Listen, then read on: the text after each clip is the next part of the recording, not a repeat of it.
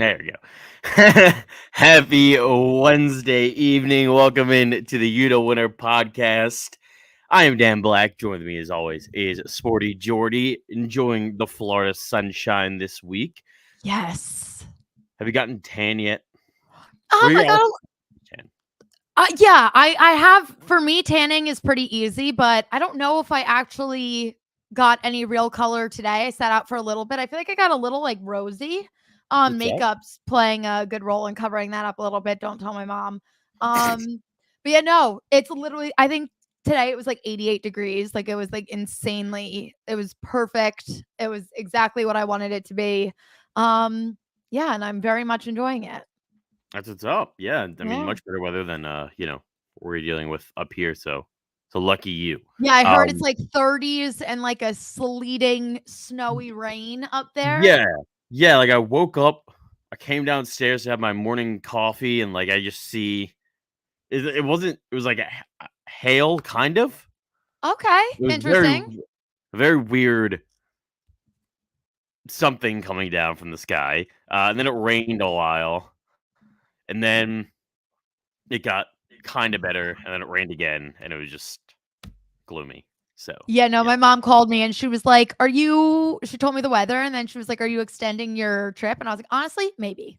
Like, I mean, listen, I don't know if I want to come back to that.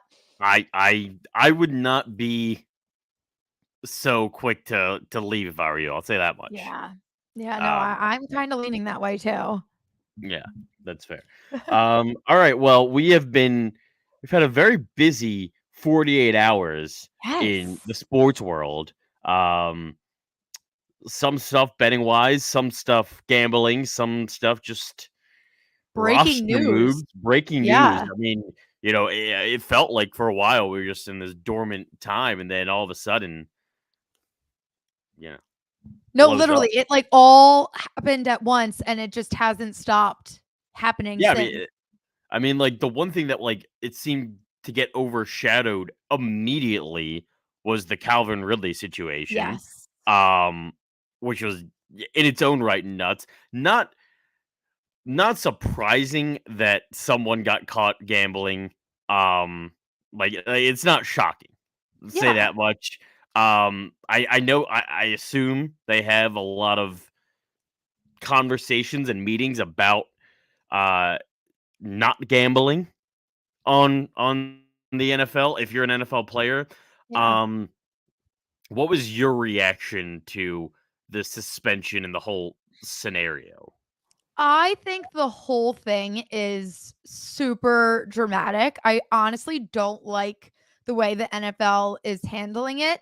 I understand that they want to make it a point, and I get their argument. Like, that's not what I'm knocking, because if all these players are placing, even if they're $100 bets, it does give the image for people that already assume the NFL's rigged. Like, when people start hearing that, and if things like, I understand why it's such a big deal, but to suspend him for at least this entire season, when one, he placed bets, but he wasn't even playing. It's not like he had any effect, or it's not like he could go out and swing games one way or the other. He opted out this season. He was dealing with mental health. He was home sitting on his couch placing bets, which I'm playing like devil's advocate, because on his end, like, how seriously they're taking it. Don't be dumb. Just don't bet. Like, just sit back and watch the games, because now he bet $1,500 total, but now he just lost out on $10 million of his contract from this year. So, like, at the end of the day, was it really worth it?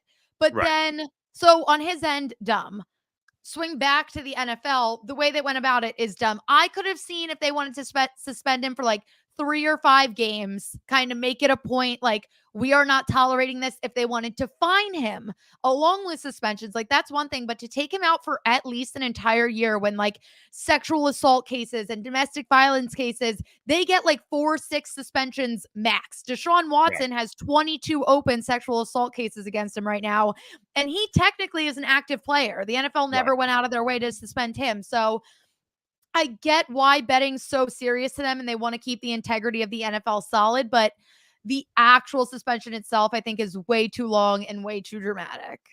Yeah, I'm 100% in agreement with you. I feel he and his agent or whoever's on his team will appeal it Yeah. and bring it down. And I think the NFL, like I get from the NFL standpoint, they want to come down hard and make an example of. I get it, I feel whatever. like because this too is like one of the he's a big name player, and I feel like this is the first we've like really heard about it. So they're like, all right, we're just gonna set the ground rules and Right. suspend him for an entire season to like Right. scare everybody else.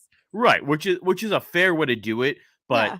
it's more of for like what you said, the hypocrisy of it when you've seen things that are when people have done significantly worse things to Yes. other human beings, and they get suspended for a month, Yeah. and then they're right back at it like nothing happens, and this guy's losing $10 million for a $1,500 bet. Like I Yep. understand, the protecting the shield and the integrity of the game and that whole thing, but it's just the hypocrisy of it. And again, not shocking from the NFL that they're coming out as hypocrites here. Yeah. Yeah. But it is. When I saw that it was a year, I was like, really? At least a year. At least. I'm like, okay, come on. Let's everybody calm down. And it's what pisses me off too. Like, he was placing parlays. Like, Right. the chances of him being able, like, you're not going to be able to just call up other guys. And even if he had, because I know he was betting on the Falcons, obviously he's close with everyone in the Falcons locker room. Right. There's no way if he tells one person, like, yo, I'm placing this bet on the Falcons, can you help me out today? Like, I can't see it getting to the point where it's rigging the entire league. Like this feels so dramatic. Yeah, and honestly, when I looked at it, when I thought about it too, I was like, I want a Calvin Ridley on my team to believe in my team that's so shitty that much. It's my kind of guy. Yeah. I wouldn't do that if I was him. I wouldn't have bet. I would bet against him the entire time. That would be fair. Yeah. You know that they're going to lose though, and he still bet on it. That's what I respect about it. But I also, from the point of wanting him on my team, I also really liked the idea of him potentially coming to the Eagles, and that was I agree. Completely squashed. And I was like, well, thank you, Roger. Yeah, that sucks. Yeah, I think I truly believe that they'll appeal it and it'll go down, especially with the outcry from people from Twitter and the media and everything of the hypocrisy of it. That like you let Ray Rice beat the shit out of his girlfriend, and this guy's gambling $1,500, and Ray Rice got like 3 games. Like it's just optics. It's the optics. And if you look at his contracts, $1,500 to him. Now to us, that's a hefty bet. Like I'm not comfortable placing a $1,500 bet. Right. To Calvin Ridley, that's like that's nothing. That's quarters. That's pennies. Like to him, that is next to nothing. It's not like he's going out there and betting millions and having this whole scheme. Like he was probably bored sitting at home on his couch and was like, let me like get back into like the competitive spirit a little bit and place this bet. And on his end, it's dumb because now we see the outcry from, but at the end of the day, like I would have been, if they said you're suspended for 3 games, 5 games and a $50,000 fine, I'd be like, totally get it. Yeah. But for this, unreal. Yeah. But he's also dumb for the fact that, like, you're in November, like, you can bet on anything. Basketball, hockey, college football, UFC, literally anything else. You get free reign, anything else. I had some fun. I bet on some Japanese basketball games when I was slightly intoxicated at like 2:00 in the morning. I didn't even know what the teams were. But yeah, like he could have went that route. Then you're like really safe. Yeah. It wouldn't mean nothing to him. It was quite the gamble that did not pay out for him in any way. I don't even think he won the bets. That was literally I saw someone tweet it out to like put it in perspective, and they were like, he bet out $1,500 and ended up losing $10 million. Like, was it really worth it? Like those are like the worst odds ever. Yeah, that was not good. Speaking of gambles, the Washington Commanders took a gamble today. Carson Wentz, 3rd team in 3 years now, back in the NFC East. He's going to play the Eagles twice and the Colts as well. So he's just seeing all of his exes in one. Not a situation I'd want to be in. It's like the Drake and Josh episode where, like, who is it? I think Megan or someone invites like all of Drake's exes, and they're all hanging out, and it's just like, it's very awkward. Yeah, that's Carson Wentz this entire season. Or my grandmother's funeral when all of my uncle's 3 2 ex-wives and current wife were all at the funeral. Epic awkwardness. Oh my God. Yeah. Hysterical, isn't it? I would have loved to be on a fly on the wall for that situation. At the grave. Yeah. Oh, sorry. On the tree. Yeah, really. All right. So like this doesn't make any difference, right, for the NFC East? I genuinely don't think so. And that's not even me knocking Carson Wentz, but just seeing where Washington's at. I think maybe if they got like an Aaron Rodgers or Russell Wilson, somebody like that, then it gets really scary. But Carson Wentz, like you were alluding to, he's so much of a gamble right now anyway. You don't know if he's going to come out looking like 2017 Carson Wentz or if his messed up pea brain mentality is going to take over for now the third team. And if it's just going to continue to be his downfall. But I do think this was I saw a lot of outraged Washington fans, which I kind of understand. But at the end of the day, Washington was basically starting at ground zero with quarterback. I think Tyler Heineke is good. He is like the perfect backup quarterback, in my opinion. Mm-hmm. And for what they got Carson Wentz for, they basically got him for 2 third-rounders because they sent a second round, but then got a second round from Indianapolis anyway. So they canceled each other out. I think it was a smart move to at least try, because if Carson Wentz can look like the Carson Wentz that he was expected to be, then it ends up being a great move. And if he doesn't, then it's not the end of the world, because you're not a great team yet anyway. It's not like they're like on the verge of being a Super Bowl contender. Like, there's so much work that they have to do that I think it's worth the risk here. Mm-hmm. Yeah, no, and I agree. And I'm trying to find their like win-loss futures bet. I would take their over in, like, because I think people forget how banged up they were last year. I mean, they were really beaten up. Literally from the preseason on to many key guys. So they're getting a lot of guys back. My worry is similar to what you said. One, Carson Wentz is not going back to 2017. The man is 28 years old. Like, he's been through the injuries.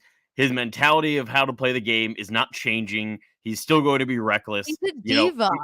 He's gonna have the plays. I mean, the best way to describe it, I saw a video of it. Forget who they were playing in that game, but it was like he threw a ball across the middle, somehow like got it, threaded the needle between 2 defenders, and it was one of those plays you're like, wow, only he and like John Elway can make that throw. And then you see another one where it's just like the quarterback is like just standing there and he throws it right to him. And you're just like, what are you doing? Intercepted on a shovel pass. Yeah. That is fact. Yeah, like how he is the most inconsistent player. And this is coming from someone, he was traded from the Eagles. I sobbed like a baby. No. Like, I was distraught. And now I'm looking at it and I'm like, all right, maybe I was a little blind because I was so hung up on 2017 Carson Wentz. He's going 100%. To be the next big thing. But now I think, especially after seeing him, like the Colts, Indianapolis was a perfect situation for him to be in, and he still couldn't thrive. So I think now it's like the wake up call. Like, he was with his guy, Frank Reich. They had all of the pieces there for him to do well. They had Jonathan Taylor basically holding the team together, and Carson Wentz still couldn't get them to the playoffs. So I think that just kind of shows. But like I said, I still think with where Washington's at, it's worth the risk. Yeah, no, listen, I mean, if he can't make it work here, he's out of the league, because they have a good enough defense. They have weapons on the outside. They have a good running game. I think their offensive line is good enough. Like if he can't win games and find some way to work, there's you can't be on 3 different teams in 3 straight years and think that you're going to get a 4th team in a 4th straight year. Exactly. He's gonna be a backup. If it doesn't work in Washington, Carson Wentz is either gonna leave the league or be a backup. And I can't see any other option. And I couldn't see him being a backup. I don't think his mentality. He thinks he's too good to be a backup. 100%. I'm like, prove to us that you're good enough to be a starter, because I'm not seeing any of that right now. I don't see him. he doesn't have that leader quality. No, he's not a leader. No. No, that is very much a fact. So are you gonna, for their win total whenever it comes out, are you over it or under it for Washington? I think it depends On what where the it's number at. is? If they have it at like They're at like not if they're at like what I would would say be the number for you to be comfortable with going over for Washington? over, I would say the highest is 8. I would not take the over on 9. I can see them getting 9 wins. I think they're You going to couldn't be very middle of the line, like very average. They're not going to be great. They're not going to be terrible. They're just going to, like they're going to be like like right at about 500. what were they last year? What was their record last year? I actually I wanna can't see that. remember. Let me Google it real quick. Because like I feel like let's see, Washington football team 2021. They were 3rd in the NFC. Not saying much. And they finished 7-10. Yeah. And that's with a bad quarterback and no weapons. Taylor Heineke wasn't bad. He's okay. He was average. He was okay. decent. All right, fine. An average quarterback with no Okay. talent around him. They won 7 games. Yeah. Like that's part of why I could see if it was at 9 or 9.5. If it's at like 8.5, I'm the overs without a doubt. Because I just feel like they were so banged up and still won 7 games, and they're gonna have like a similarly 3rd, 4th place schedule. With everyone healthy, to me that's enough to believe that they can get like those 3 more wins. But then look at it this way. I just pulled it up. The Colts, with a solid team and with all of these weapons, they only won 9 games. I agree,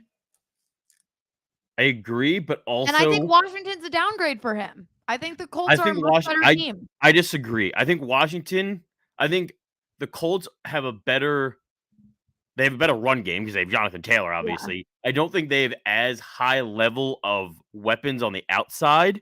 Like, they didn't have a good tight end. They had Michael Pittman, who's he's a number 2. He's not a number 1. T.Y. Hilton's old.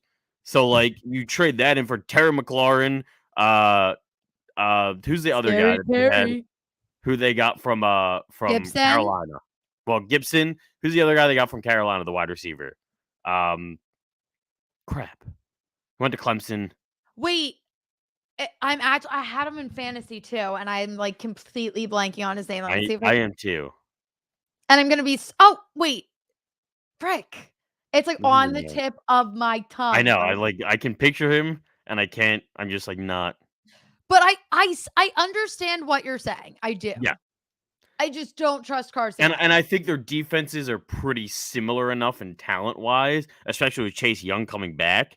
That I just believe that the over is already good. I think it's nice that you're pretty optimistic about it. And maybe it's my like in my head, maybe it's my bias. And I don't want Washington to do well. McKissick. Is that who you were thinking of? I was thinking of the wide receiver. Duh. That's who I had in my mind. It's all right. But that's yeah, no, but yeah, I don't know. I don't know. That's just my opinion. What do you think about Curtis Samuel? Curtis Samuel. That's who it was. All right. I actually forgot he was in Washington. Yeah, that's because he literally got hurt before the season. So that's probably why. But yeah, so I think it's definitely going to be interesting. I mean, it doesn't really scare me that much, but we'll see what happens. What does scare me is Russell Wilson now being in Denver. Yeah. I think Denver just got lethal. If they can stay healthy, absolutely. If they can stay healthy. If that team stays healthy, they're good. And now Von Miller wants to go back there. And obviously Von Miller isn't not Von Miller anymore. Miller, but still, like, I just think, I don't know. I just think they're going to be good. Yeah, I mean, I listen, I fully believe, like, I call it a hot take. I may bet them to win the AFC West mainly because the past couple of years we've seen Patrick Mahomes and the Chiefs have like these 4 or 5 week slides of just Yeah. like, what are they doing? Like, this is not who they are. And they find their way back to who they are, but like they didn't have anyone to really take advantage of that before. Now they Yeah. do. Realistically, they have 3 teams that can take advantage of it. Well, I don't trust the Raiders yet. They haven't proven that they can't not screw themselves. Same thing with the Chargers. Like, as much as I want to believe in the Chargers, I want to believe in the Chargers every year, and they just give me a reason not to believe in them. But like when everyone saw it, and like I think the optics of it, everyone looked at it and were shocked and thought they gave up so much. I was like, they gave up a first round pick in a draft where there's no good quarterback really, so it's not really a talented draft to start with. Who we talked to people last week, talked to Adam Levitan, and he was like, "This isn't really a good draft, anyways. It doesn't matter." So they didn't really give that much away. They gave away a couple second round picks. They gave away Noah Fant, who at the end of the day they had so many mouths to feed anyway. They couldn't really utilize him to the best of their ability. Might as well just go get some blocking tight end and let him do his thing. And they gave away like a defensive tackle. That's really No, I think Denver won. If I'm Seattle, because like they got Noah Fant's. He's a good tight end. I like him, and I was like, I kind of wish he could have stayed in Denver, but I understand to get the deal done, he had to be a part of it. And like you said, they have so many mouths to feed anyway, so it's not the end of the world for them. Like, they're going to be fine without him. But Seattle, I just feel like they got all of these like pieces here and there, but they lost the one thing that held them together. And now, like, they released Bobby Wagner. I'm hearing talks that Tyler Lockett and DK Metcalf could potentially be like, it just feels like Seattle is scrambling. So at the end of the day, I don't see how these picks and these players are going to do anything to benefit them. I agree. I mean, like, if I was Seattle, I'm going full on everyone off the boat. And I'm burning it to the ground and starting over. Let's just fire everybody. Even though I like John Schneider, he's a great GM. Like, just redo the entire thing. See how many draft picks you can accrue. Like, pull a Thunder, basically. Become the Oklahoma City Thunder. See how many draft picks you can acquire for the next like 3 drafts and just rebuild. Because they're not going to be competing for anything in that division forever.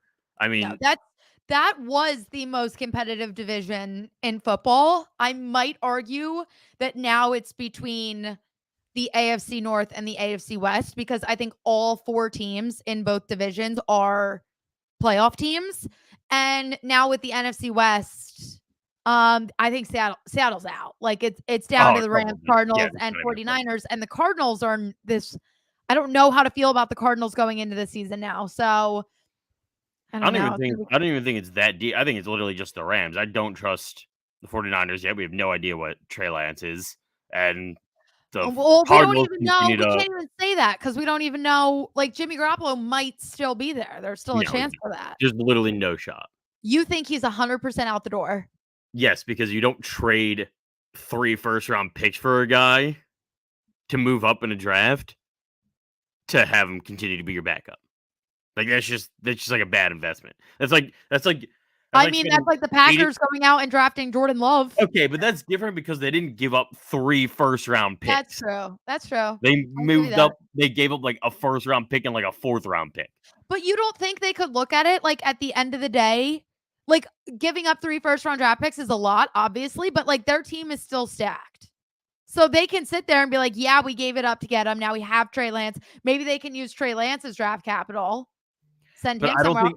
The difference is, I don't think, because no one's seen anything from Trey Lance, like, you can look at it from no one's seen anything from Trey Lance, so like that could be a positive. I think most teams look at it as a negative. It's like, we haven't really seen anything. We haven't seen enough where he's like, oh, and like no one's like ogling over him to the point where like I feel like if I was a GM and someone was trading me Trey Lance, I would be worried. Why did you give up so much for this guy and you're already ready to trade him? When you have Jimmy, like, and it's not like you have Aaron Rodgers in front of you. You have Jimmy Garoppolo, for God's sake. Like, it's not like there's a Hall of Famer in front of him. So yeah, that's the only reason I just believe Jimmy Garoppolo is out the door. I thought he might go to the Colts. Who knows? I know. Although I want to ask you, I don't want to get too hung up on that. I think the top options for the Colts right now, in a weird way, I think Jimmy G would be the best option for them. Because I think the Colts are kind of structured in a way very similar to the 49ers. So I think it could work. 100%. But like on the low, like, do you go after Mitch Trubisky or Teddy Bridgewater? Could you? I just want to see Mitch. I just want to see some team pay Mitch Trubisky $30 million. No team is going to do that. But they might though. Why? I don't know. Do I look at GM? I want to see Mitch Trubisky be a starter, honestly, because I really want to test out the theory. Was it all Matt? Because, like, let's think about it. Matt Nagy had 6 different quarterbacks go through his system. None of them work. Mitch Trubisky was the only one that could really get them to the postseason, and he did it twice. So maybe Mitch wasn't the problem, and I don't know. I don't want to give Mitch Trubisky all this credit, but like I feel like the Bills are defending him. So I feel like that's a high praise. I trust the Buffalo Bills. I don't know. I think maybe it might be worth it, but not for $30 million over my dead freaking body. I think that would be I hope it happens. I think that would be so funny. I mean, it would be hysterical, but like that's dumb. I agree. But yeah, no, I mean, I think Jimmy Garoppolo would be great there. You know, but they don't really have many options quarterback wise. They have a ton of money though.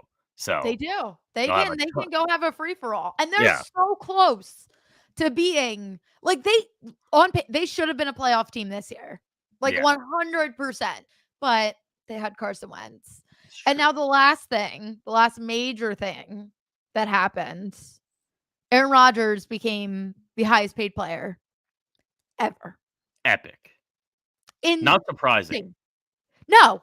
And honestly, I see a lot of people really pissed about this, but at the end of the day, like we have to remember how long the Packers consistently screwed him over. And he sat there quiet and just did his thing.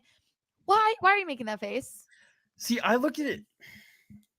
So now it's like they have to, if they want him to stay, they had to go to this extent. So I think this has always been my thing with like Aaron Rodgers. I love Aaron Rodgers. He's incredible talent wise, like probably the greatest talent we've ever seen at the quarterback position. He complained about the lack of talent around him, but also would consistently take giant paychecks in a market that does not attract a ton of great free agents, so you need as much money as possible to try and lure a free agent who, you know, may take $10 million to go to, you know, Miami. You need to throw $16 million at him to get him to come to Green Bay. And instead, Aaron Rodgers is taking $35 million contracts. So, like, it's this combination of, like, yeah, they screwed him because they didn't, you know, and it's not even necessarily their fault or his fault. Listen, not many people just want to go to Green Bay, Wisconsin. Like the NFL, it's the NFL's fault for not moving them to Milwaukee 50 years ago, right? Like it could have been a different situation. They decided to keep them in this small port town in northern Wisconsin. Where literally the only thing is Lambeau Field. Right, literally. And I lived there. There's nothing else there.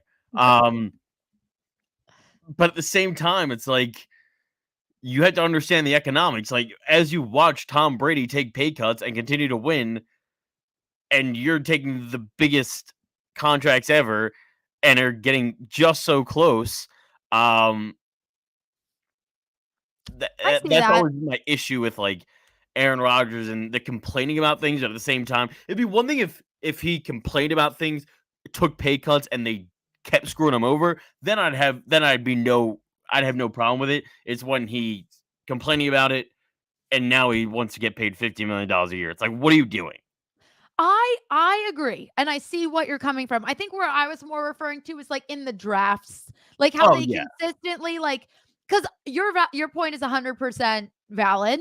But I was getting frustrated where in the drafts they were like where they could have easily gotten him help and they were just like choosing not to, and they were going like all these different directions. And at that point, it's like, all right, you know, going off of what you were saying, you know the situation you're in. Like, you know, he's being paid this much money. You don't have that much money. Like, take full advantage of the draft. And obviously, the draft itself is a gamble because you Right. don't know how guys are going to transfer over. There are some like studs that come, Tom frickin' Brady from the 6th round, Max Crosby on the Raiders from the 4th round, like these guys that just come out of nowhere. So obviously the draft isn't a know-all kind of thing, but at the end of the day, they never drafted smart ever. And I think with the situation they were in, with his contracts, with him complaining no one's around him, like that should have been their time to be like, all right, like let's do our best to find some diamonds in the rough and draft really well. And they went like all these like weird directions, and it was bizarre. So I do see what you're saying, but at the end of the day, I think, and maybe I don't even have a right to say this because he has one Super Bowl and again he choked this year, but just the Packers are nothing without him, like genuinely nothing. They're nothing So without any franchise quarterback. yeah, I know. Yeah, Brett we haven't Favre, seen them. Aaron Rodgers. We haven't seen it in 30 years, so we have no idea what they look like without a superstar quarterback, the Hall of Famer under center. Which do you think? So I have a question for you. All right. Who do you think will have the better season?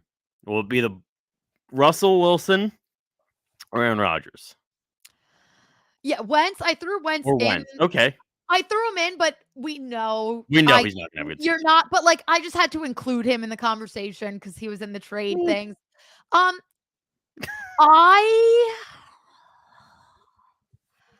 This is my theory. Aaron Rodgers is going to have the better regular season, but I have a feeling it's going to be a repeat. Like, I could see the Broncos getting to the AFC Championship. Like, I think they're in that contention. So I'll give a little love to both. I think Aaron Rodgers is going to do what he does. He's going to be a regular season beast. It's also a different monster because they're already in that system. Devontae Adams is coming back. Like, they already know what to do. I think it might take Russell Wilson a couple games to kind of get adjusted and get accumulated and kind of figure everything out. So I don't know if the Broncos are going to come out of the gate swinging. So I'll give them that. It might take a little catch up, but I think they're a playoff team.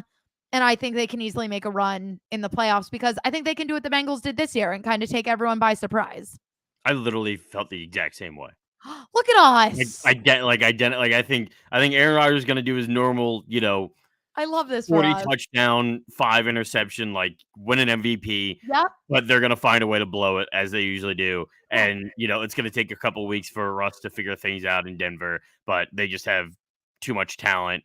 And I think he's a better natural leader than Aaron Rodgers, and he'll galvanize the squad and everything. And they'll be a better team come the end of the season and actually make it like deep run. So I literally thought the exact same thing. Look at us. And Wentz, like I hinted at earlier, I think he's gonna have a decent, I see 8-9 wins, like just very middle of the line. Last year, this past season was the year for the Packers to win the Super Bowl. Yeah. And they blew it. So I don't know what to expect from them this year. Yeah, 100%. In terms of teams that are expected to win, we have a great matchup tomorrow night in the NBA. The return, kind of Ben Simmons to Philadelphia. Thoughts? I have a feeling the Wells Fargo Center is going to be on fire in a good way. Like, everyone is going to be so amped. And I have a feeling the guys on the Sixers and James Harden, and I feel like everyone is just going to be on this next level, and it's going to be a great game for Philadelphia, in Philadelphia. And Ben Simmons is going to sit there like this the whole time. Yeah. And not show a single ounce of emotion. I don't even know what to expect, to be completely honest with you. I mean, I know what's going to happen. It's going to be a barrage of. They may not even pay attention to the game, the fans. I don't think they're going to. Do you think the Sixers do a video for Ben, or do you think they just like not even? I don't think you can. I literally don't think you can. No, because the fans are going to go nuts. It'll make things worse. And I think even if they try and do something nice, like even if they show his picture and say like, thanks, Ben, it's going to make the night worse. No, I don't think that. And I think I think the good thing about that I've always loved about like the Sixers social media and all that is they understand the fans well enough, and I think a lot of teams have gotten a lot better with this. They understand the anger that the fan base has towards this man. They're Yeah. not going, and I hope, and I think at least Michael Rubin, who's a Philly guy, understands the fans well enough to know to basically say, screw the PR, screw the niceness. This got nasty really quickly. Let's make it nasty. And to all the outside fans that are like, trying to prove that the Sixers fans are the reason that he left. It's just like, they're going to think that way anyway and lean into it. Yeah. Screw it. Do Yeah. whatever you want. That's the way I look at it. Yeah. I'm all over Sixers -4.5 though. Is that what they're at? Is that what it's at right now? Yeah, I'm with. I think James Harden is going to go berserk. I believe that, and Yeah. I just like don't know. It'll be a championship level atmosphere. I think James Harden understands the situation. Joel certainly understands the It's situation. going Tobias to Harris, feel I feel like being in the Wells Fargo Center, it's going to feel like an NBA Finals game. Like, it's Yeah. going to be that, like, amped. and I think all the guys on the Sixers want to get revenge on Ben. Yeah. Like they want to shove it to him. That's the difference because the Nets, they don't have anything, like, they don't have to go, like, no one has any, like, bad feelings Animosity. against James exactly. Like, Right, they and don't that have anything to, like, be amped for. But the Sixers, it's like, you literally screwed us over, and we're Right. going to show you how much better off we are now. Exactly. And like the Nets team is made up of just like a bunch of random guys from different that had no like real history together. Whereas like Tobias Harris, play with Ben Simmons. Joel, play with Ben Simmons. Maxey, play with Ben Simmons. All these guys play with Ben Simmons and watched him screw them out of a playoff run last year. And James Harden and James Harden just wanted to be in Philadelphia, and I think he's just going to, like, he loves it here. You can hardly see that. Like, it's so apparent. So I think it's going to be a great game. I really hope it lives up to my expectations because I just want it to be like I just want them to go out there and like have fun and be wild. Like, I just want it to be like a crazy game. Yeah, I'd like I want them to play like they don't have any, like there's nothing going on. Yes. Even though there obviously is a ton going on. There's gonna be a lot going on. And Joel is gonna feed into it. I can't that's what I can't wait. I can't wait for like the first like 8-0 run or like 10-2 run. And like it ends with like Joel slamming it, getting fouled, and like he goes to the line and he just freaking erupts. Yeah. I'm gonna be at my mom's birthday dinner, like throwing spaghetti and shit. I'm gonna be streaming it from Orlando, Florida. Oh, 100%.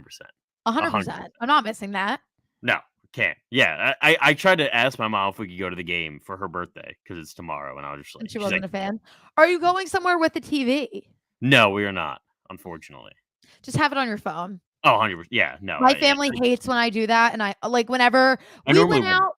Yeah, no, we went out. My family did like a whole like pre-Christmas dinner. When it was like the Colts, I think it was the last regular season game. And I was like, I think I had money on it or I had something. And I literally we were at Carrabba's, and the whole time they had one little TV, but I couldn't get a view of it. And I had my phone out the whole time. And they were like, really? And I was like, yeah.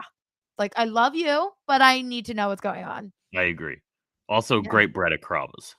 Great bread. Their shrimp scampi is amazing when you dip the bread in the shrimp scampi sauce. I haven't been to Carrabba's in a while, but that was a lasting memory for me. Is their They also have I'm not a dessert person. Like, I don't love sweets or anything like that, but Carrabba's has this like mousse whipped cream brownie that is one of the It's crazy. And I go there for their dessert. Fair enough. It's like a layered brownie with mousse whipped cream and brown. Oh my god, it's so good. I'm freaking hungry, so that's not helping. All right, we have a bunch of games tonight. What are your bets for this evening?